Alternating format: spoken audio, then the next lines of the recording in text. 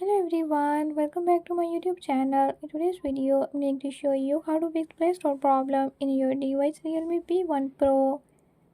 In this device, if Play Store is not working and not downloading apps, I'm gonna show you how to fix this issue.